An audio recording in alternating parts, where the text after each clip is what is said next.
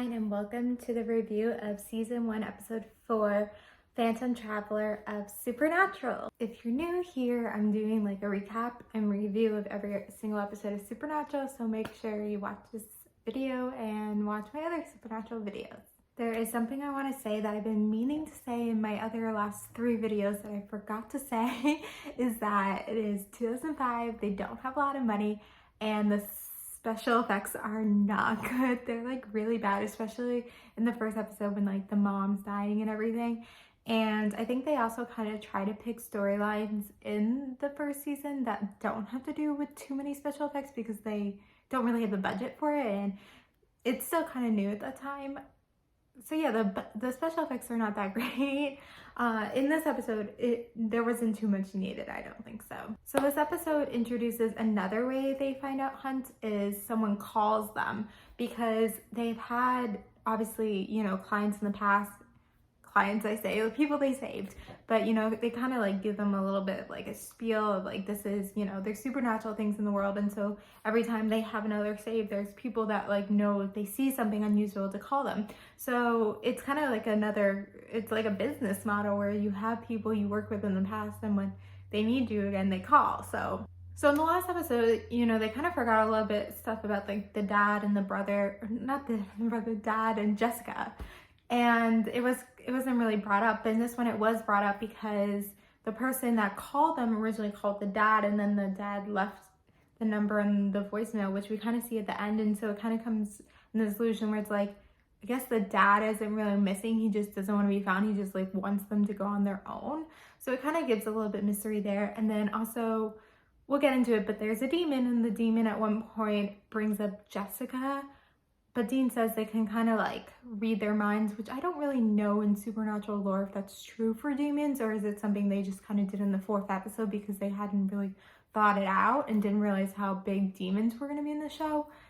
So who knows, but they brought that back in. I think they just needed in the moment something to distract Sam and cause a little fuckus and whatever else. So as I talked about, we're dealing with a demon, and it's our first demon, and just like ghosts, demons are a big part of the show, and they're actually, I think, a bigger part of the show than ghosts. And it's crazy because at one point Dean's even like, demons, this is like crazier than our like, you know, this is out of our league. But it's so crazy how like later in the show, like demons become such a part of the show.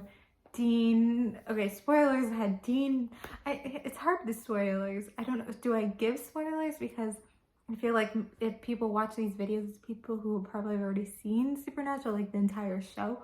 But maybe there's some people here who, you know, are just starting out Supernatural for the first time and just kind of want to watch reviews after they see a good episode. And so it's like hard, do I like give spoilers, like technically talk about stuff in later seasons? But I'm also kind of like, I feel like people forget.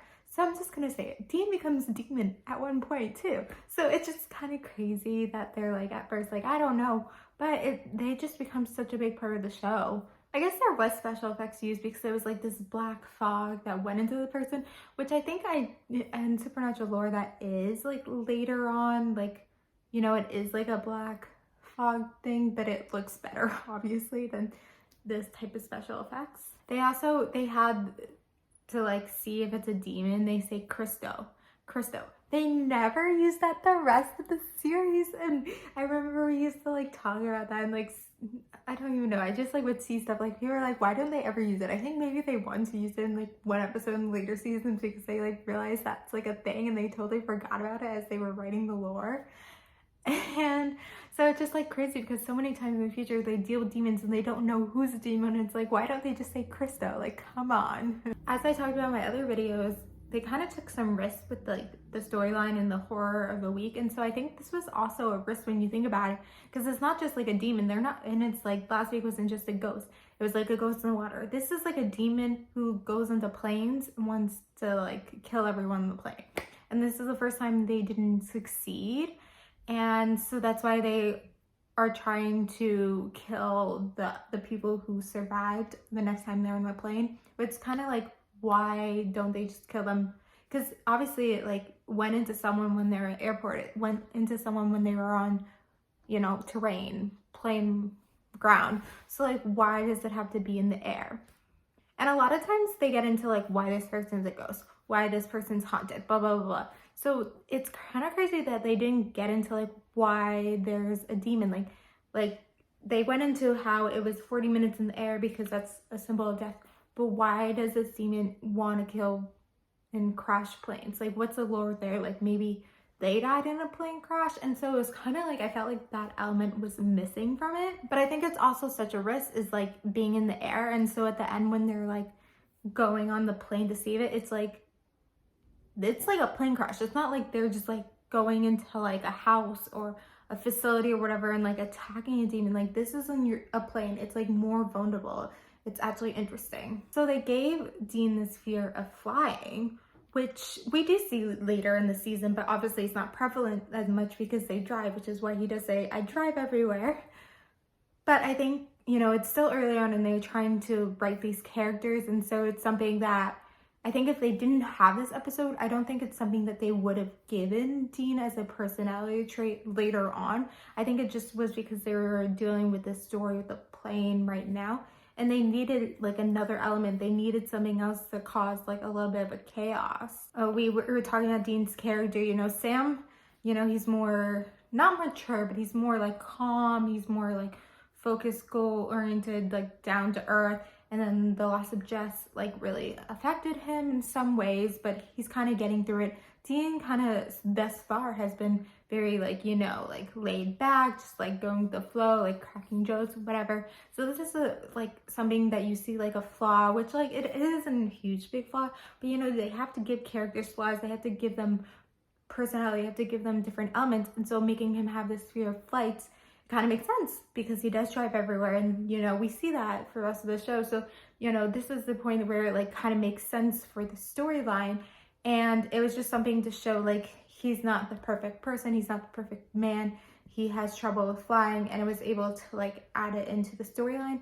But I do feel like if this wasn't the plot of this episode where it was in flight, then he wouldn't have had this flaw. They wouldn't have wrote it for him. I think it's so interesting to see them like so young, and that when they like dress up as Homeland Security, they almost like don't look real because they're like so young. And then you kind of see how they like do that, and they like go into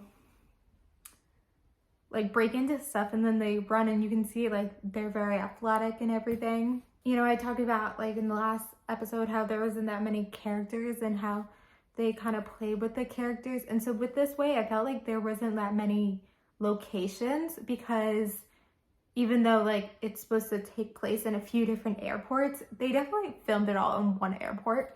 And all the scenes with planes, they definitely like use the same plane.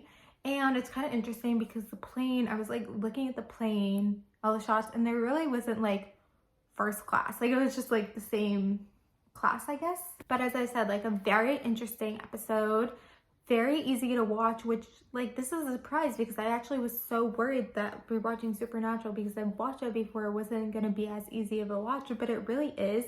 And other than the pilot, like a lot of these episodes I maybe watched like one other time, but like I haven't like really watched them as much as the pilot or some other episodes like French Mistake or The End or whatever episodes. So I think it's interesting once I get to an episode that I've watched so many times, if I like feel the same way that I do watching this episode, which maybe I did watch one, like I feel like there's a good chance maybe I did watch it like one other time, but I'm not exactly sure. So I guess you'll see. And comment your thoughts about Phantom Traveler episode 4 of Supernatural below, and I will do episode 5 when I can. Thank you guys for watching. Like, comment, subscribe, and bye.